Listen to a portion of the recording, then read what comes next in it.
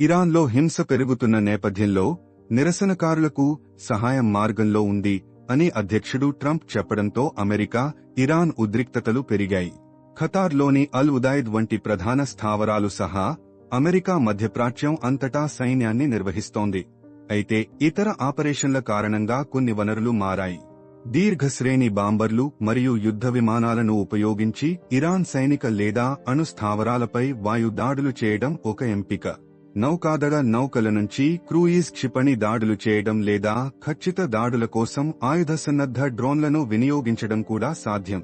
భౌతిక దాడులు లేకుండానే ఇరాన్ కమ్యూనికేషన్లు లేదా సైనిక వ్యవస్థలను అస్తవ్యస్తం చేయడానికి సైబర్ ఆపరేషన్లు లక్ష్యంగా ఉండవచ్చు.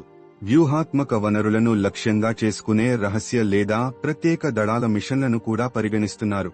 అయితే ఇవి గణనీయమైన ప్రమాదాలను కలిగి ఉంటాయి. ఇంకా తుది నిర్ణయం తీసుకోలేదని అధికారులు స్పష్టం చేస్తున్నారు. దౌత్య మార్గాలకే ప్రాధాన్యమిస్తున్నామని చెబుతున్నారు.